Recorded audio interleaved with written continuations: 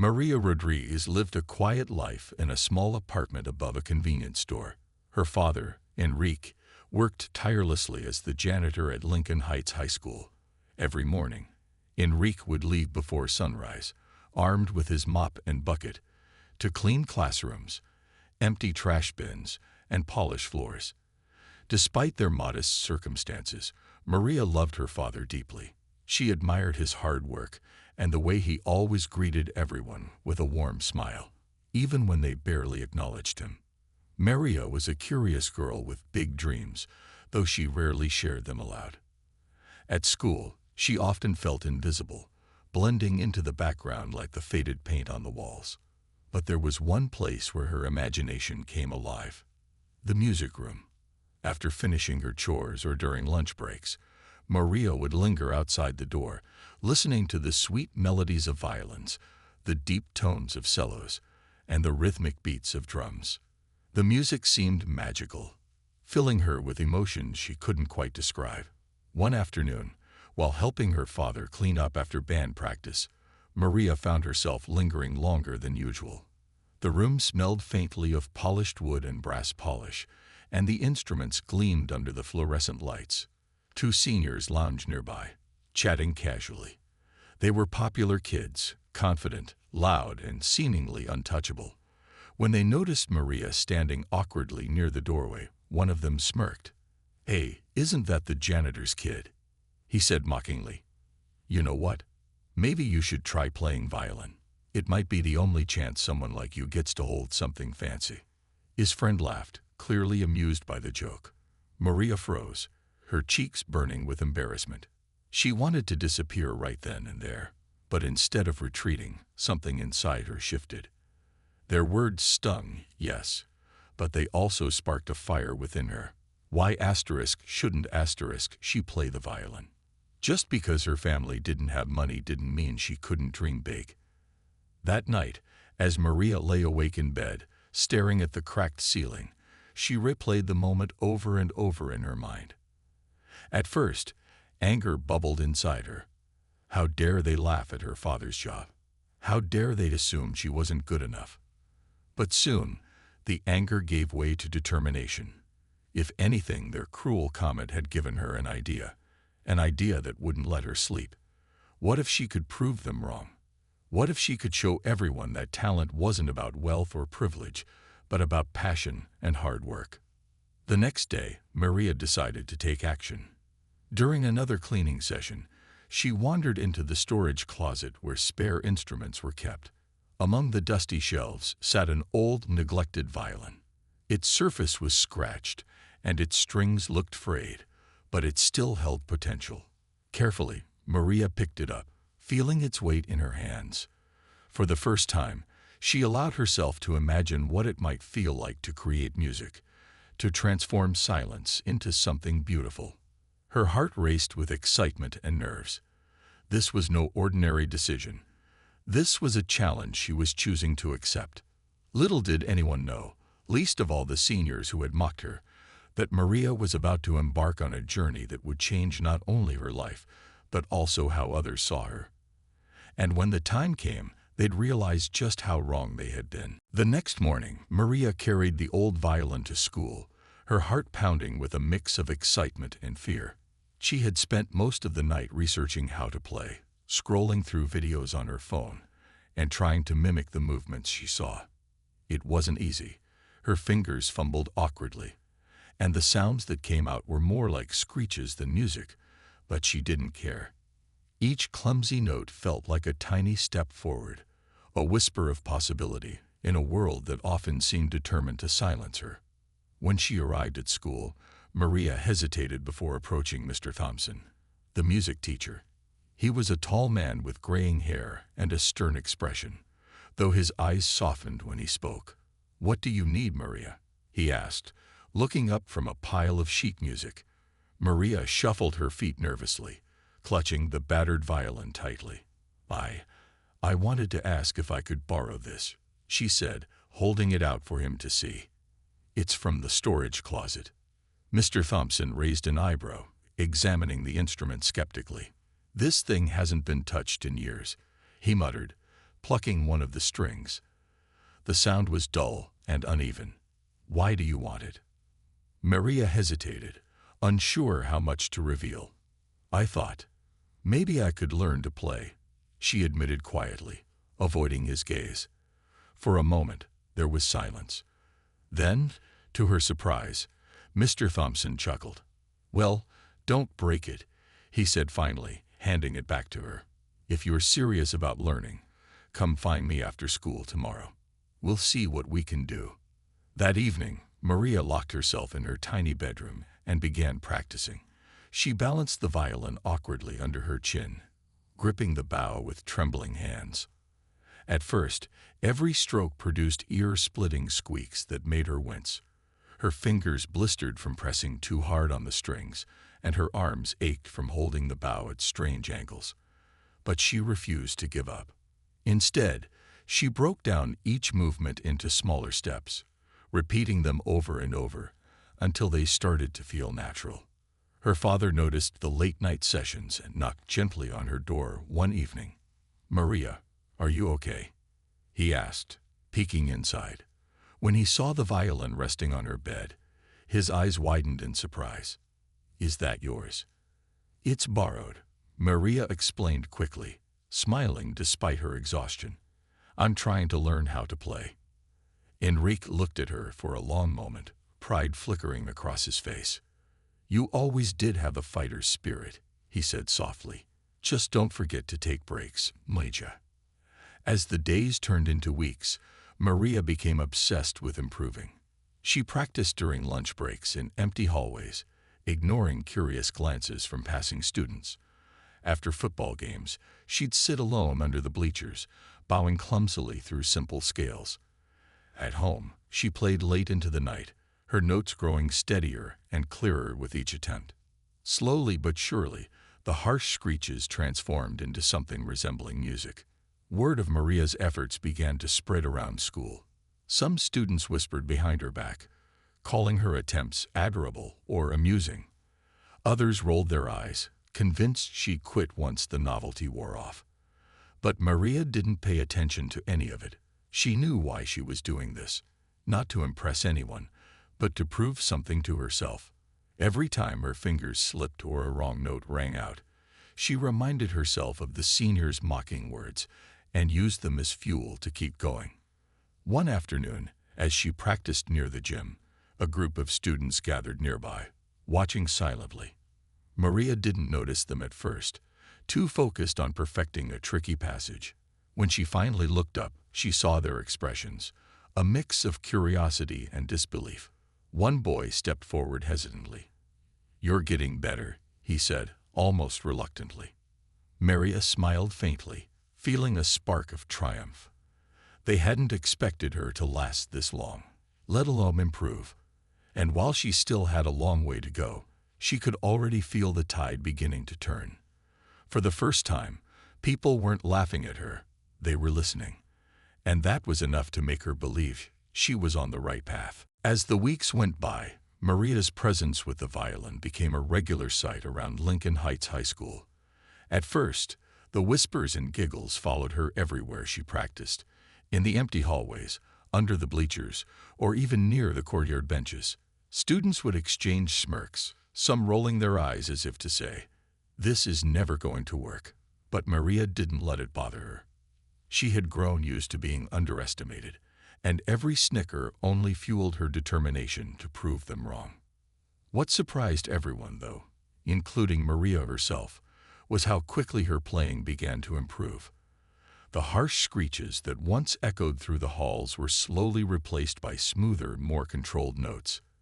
It wasn't perfect yet, but there was an undeniable progress that caught people's attention. One day, while practicing during lunch in a quiet corner of the school, Maria noticed a small crowd forming nearby. A few students stood watching her, their expressions shifting from mockery to curiosity. "Is that actually starting to sound good?" One girl whispered to her friend. Another boy shrugged, but his gaze remained fixed on Maria's fingers as they moved deftly along the strings. Even the seniors who had mocked her months earlier seemed intrigued. They weren't laughing anymore. Instead, They lingered at a distance, pretending not to care while stealing glances at her progress. Maria felt their eyes on her, but chose to focus on the music. She played a simple melody she had learned from one of the online tutorials, a soft, melancholic tune that filled the air with emotion. For the first time, she allowed herself to truly feel the music, letting it flow through her rather than worrying about whether she was doing it right. When she finished, there was a brief moment of silence before someone clapped hesitantly. Others joined in, and soon, a small round of applause broke out. Encouraged by the reaction, Maria decided to take things further. She started arriving earlier to school each morning, finding quiet spots where she could practice without distractions. Sometimes she'd sit near the art room, her music blending with the hum of paintbrushes against canvas. Other times, she'd play outside by the trees, letting the breeze carry her melodies across the campus.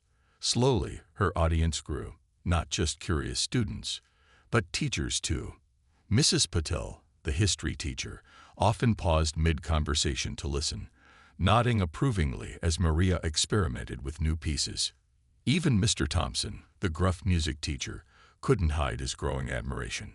One afternoon, after overhearing her practice session, he approached her with a thoughtful expression.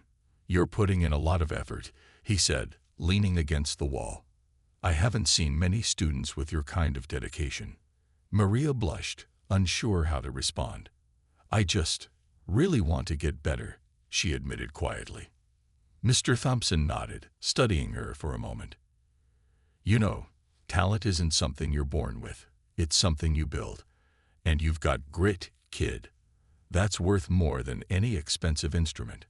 His words stayed with her long after he walked away, giving her a renewed sense of purpose. The change in attitude around school was subtle but noticeable. Where once there had been ridicule, there was now respect, or at least curiosity. Some students even began asking questions. "How did you learn to play like that?" Or, "Do you think I could do it too?" Maria answered patiently, always encouraging them to try. She knew firsthand how intimidating it could feel to start something new, especially when others doubted you. But despite the growing support, Maria never lost sight of why she had started this journey in the first place. This wasn't about winning approval or proving anyone wrong. It was about showing herself that she was capable of achieving something extraordinary, no matter where she came from. Every note she played was a reminder of that promise, and every pair of listening ears was proof that she was succeeding. By the end of the semester, Maria had transformed from the janitor's daughter trying to play violin into someone people genuinely admired. Though she still had a long way to go before mastering the instrument, she had already accomplished something far greater. She had turned doubt into determination, silence into song, and mockery into awe. And deep down, she knew this was only the beginning. Maria's growing reputation as the girl with the violin didn't go unnoticed by Mr. Thompson, the music teacher who had initially dismissed her request to borrow the old instrument. Over time, he found himself drawn to her quiet determination. One afternoon, after hearing her practice a particularly challenging piece near the gymnasium, he approached her with a thoughtful expression. "You're improving," he said simply, leaning against the wall as Maria lowered her violin. "But you're doing it all on your own.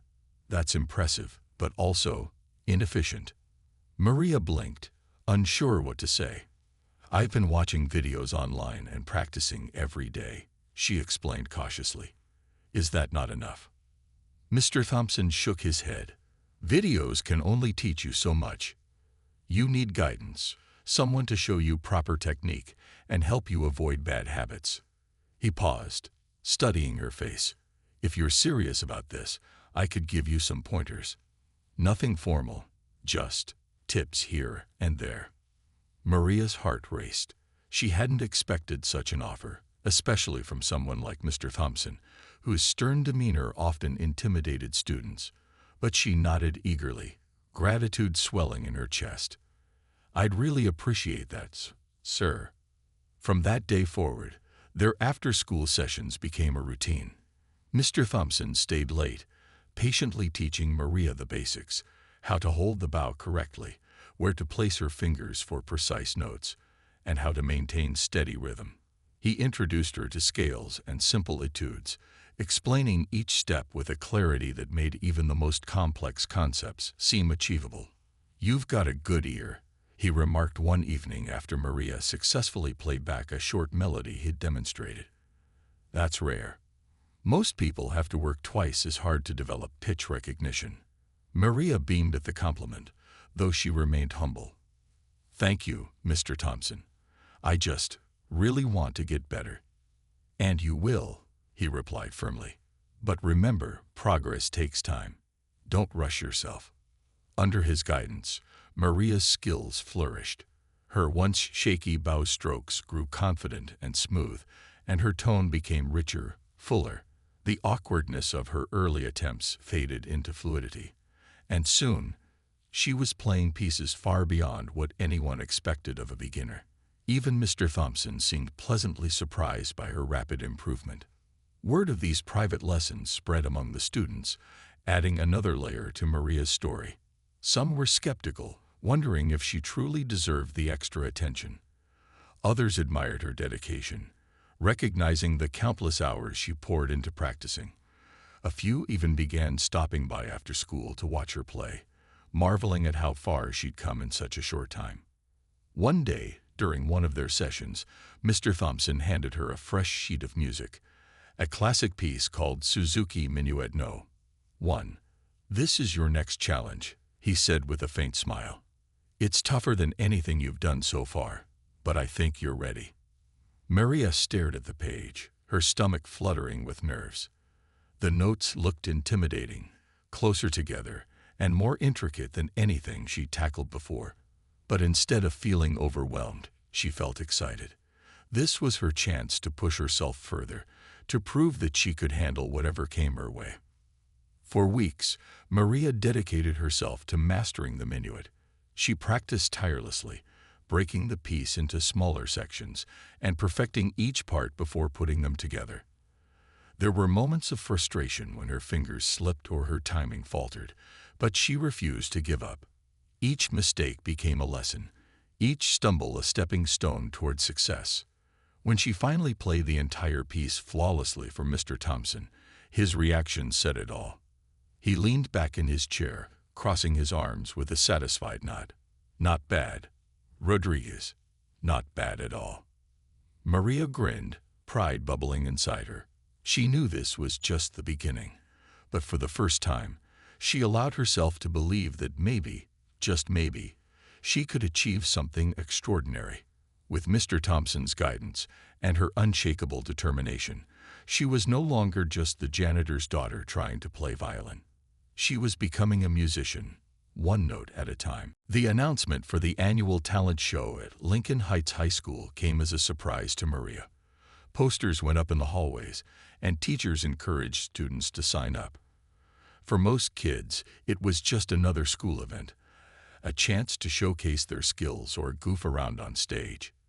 But for Maria, it felt like something more, a challenge she couldn't ignore. She stood in front of the sign-up sheet taped to the cafeteria wall, her heart pounding. Her name scribbled there would mean stepping into the spotlight, facing the same people who had once mocked her. Could she do it?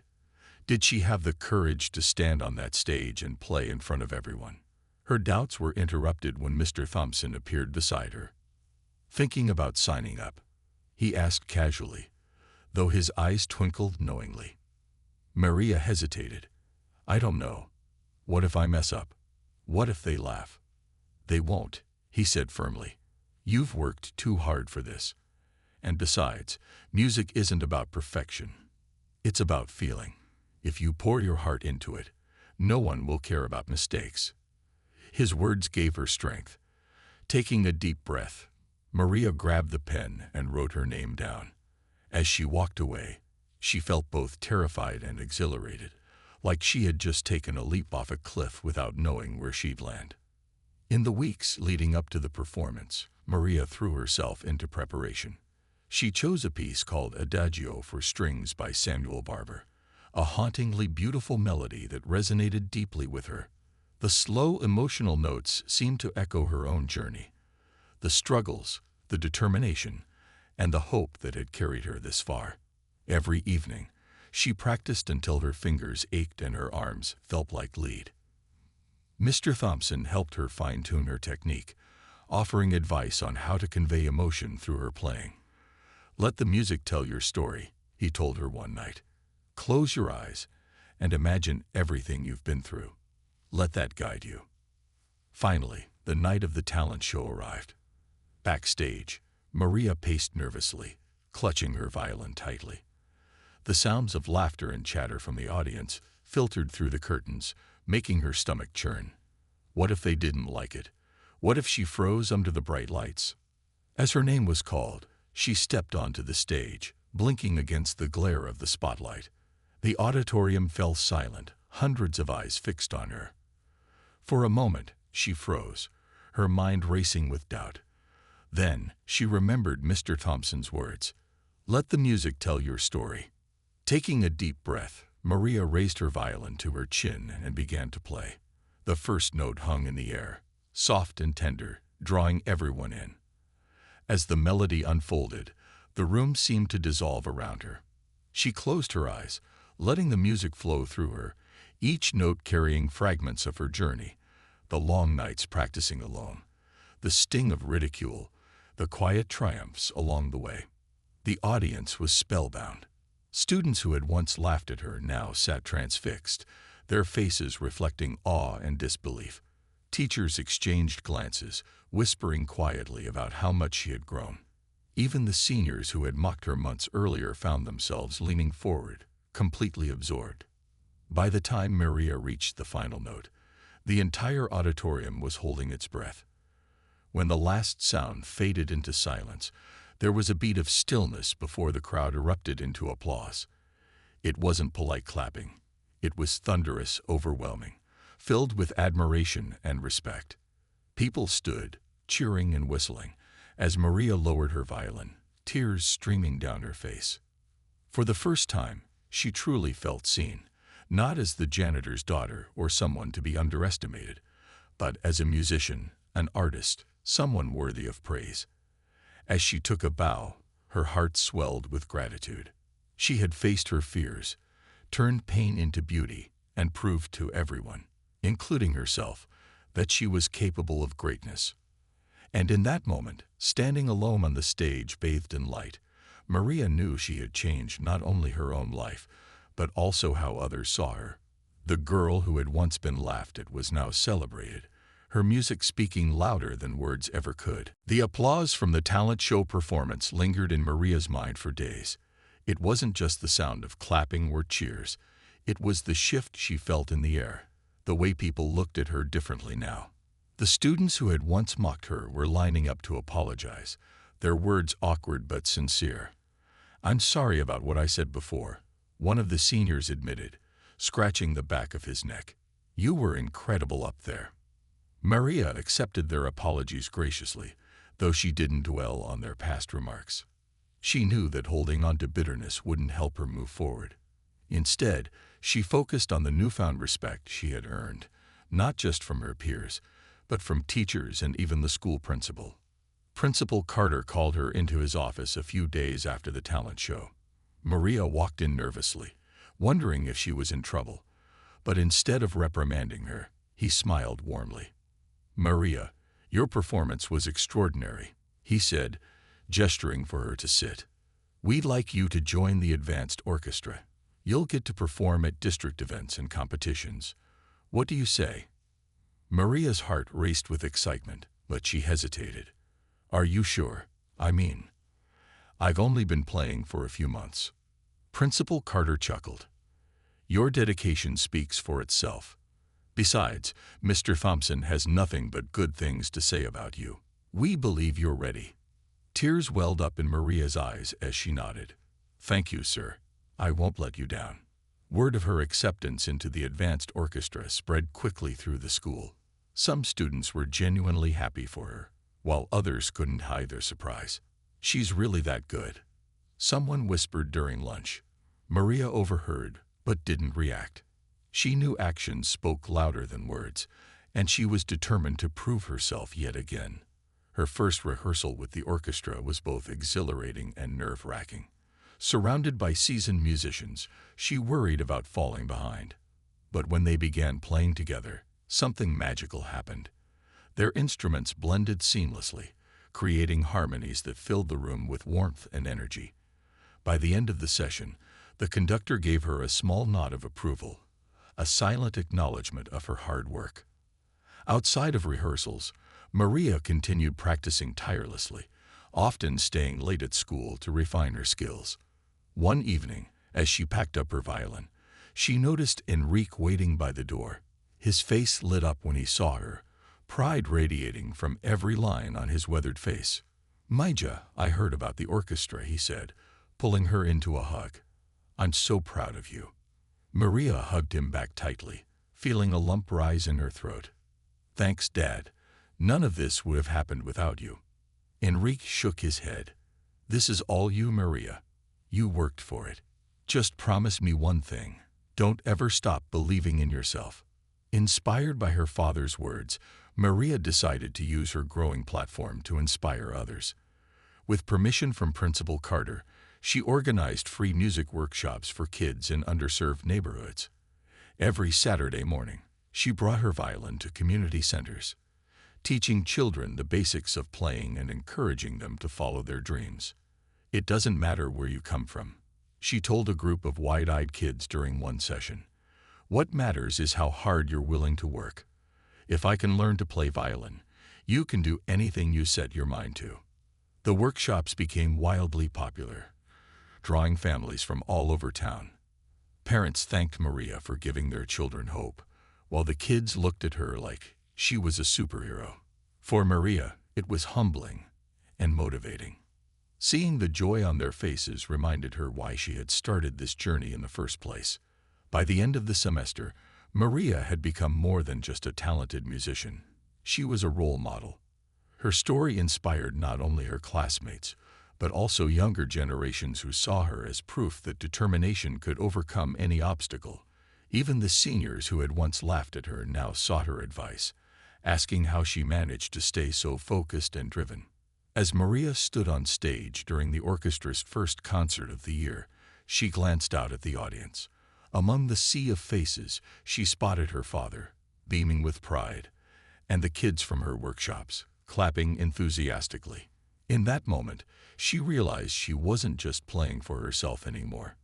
She was playing for everyone who believed in her, and for those who needed someone to believe in. The standing ovation that followed was overwhelming, but Maria didn't feel nervous this time. She felt empowered, knowing she had turned a cruel joke into a triumphant legacy. And as the final note faded into silence, she smiled, ready to take on whatever came next. As the years passed, Maria's life transformed in ways she could never have imagined. The girl who had once practiced alone in empty hallways was now a rising star, her name appearing in local newspapers and on community bulletin boards.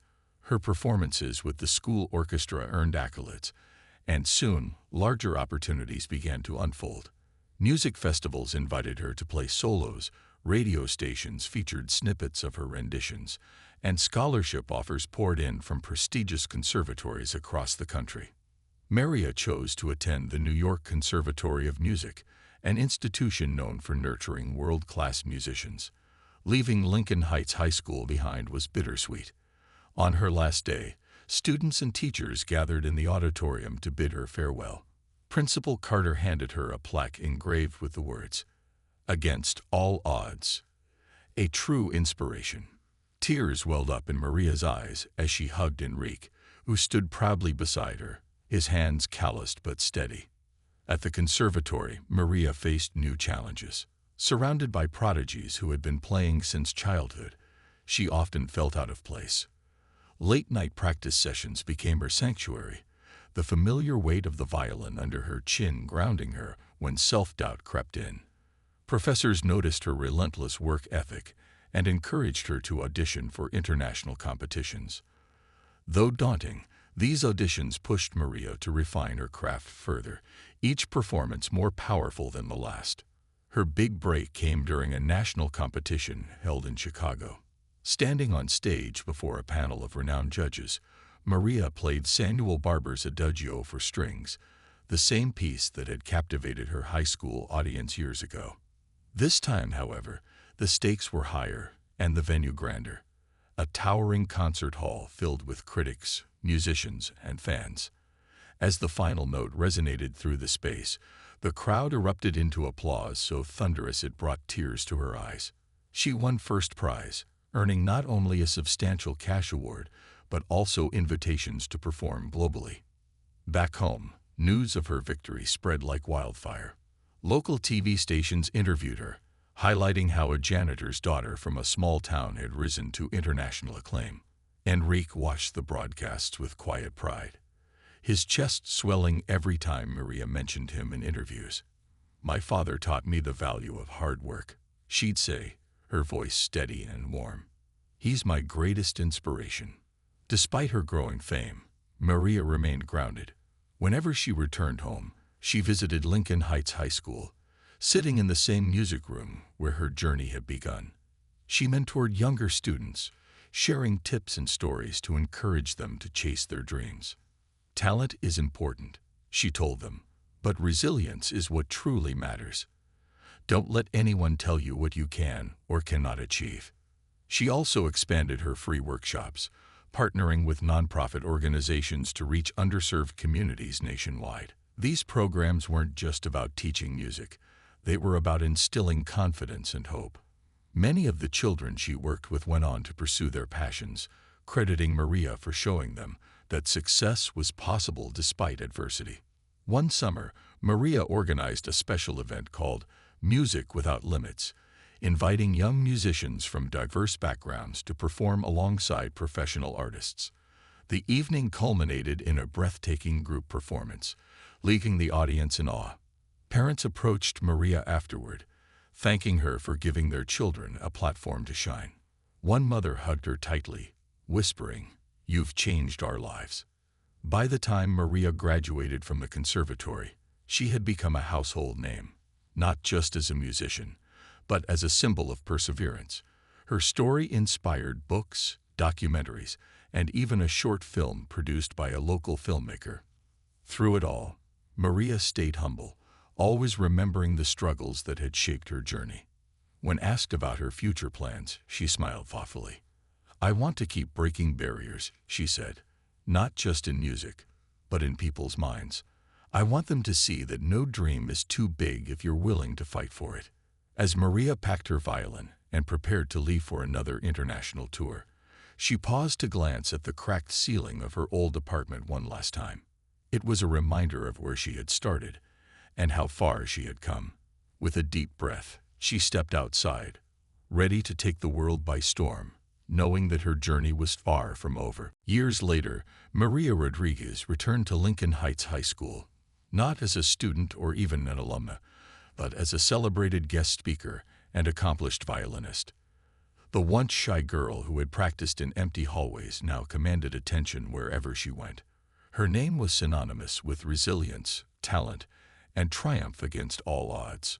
Yet despite her global fame, stepping back into the familiar halls of her old school felt like coming home. The auditorium buzzed with excitement as students, teachers, and community members filled the seats. Principal Carter stood at the podium, introducing Maria with pride. "Today, we welcome someone who needs no introduction," he said, his voice warm. "Maria has shown us that determination and passion can turn even the toughest challenges into opportunities for greatness." When Maria walked onto the stage, carrying her polished violin case, the room erupted into applause. She smiled softly, scanning the crowd and spotting Enrique sitting in the front row, his eyes glistening with tears. Nearby were some of her former classmates, the same ones who had mocked her years ago, now clapping enthusiastically, their faces reflecting admiration rather than ridicule. After a brief speech about her journey, Maria prepared to perform. As she raised her violin to her chin, the audience fell silent, anticipation hanging in the air.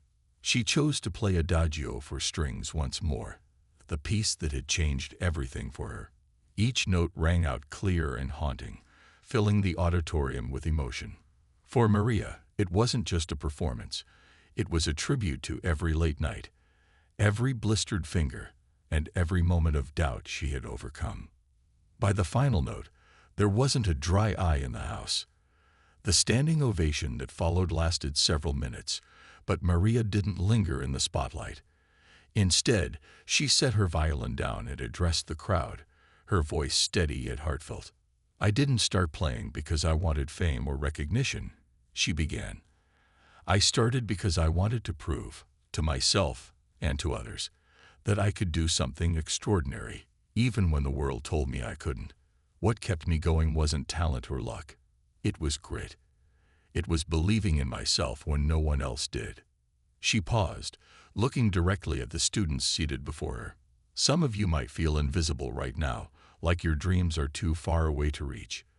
But let me tell you this. The only limits that truly exist are the ones we place on ourselves. Don't be afraid to take risks, to work harder than anyone expects you to. And most importantly, never let anyone define your worth." Her words resonated deeply, especially with the younger students who had grown up hearing her story. Afterward, dozens lined up to speak with her, sharing their own aspirations and asking for advice. One shy freshman approached nervously, clutching a beat-up guitar. "I want to learn how to play better," he admitted, "but I'm scared I'll fail." Maria knelt down to meet his gaze. "Failure isn't the end. It's part of the process. Every wrong note, every missed chord, teaches you something new. Just keep going. That's what makes you strong." Before leaving town, Maria stopped by her old apartment building. Standing outside, she looked up at the cracked windows of her childhood home, memories flooding back. Enrique joined her, wrapping an arm around her shoulders. "You've come so far, Maja," he said quietly. "Your mother would have been so proud." Maria nodded, blinking back tears. "We both did this together, Dad. You gave me the strength to fight for my dreams." As she drove away from Lincoln Heights, Maria reflected on how much had changed and how much remained the same. Her success hadn't erased the struggles she'd faced. Instead, it had given them meaning. She carried those lessons with her everywhere she went, using her platform to inspire others to break free from limitations and chase their passions.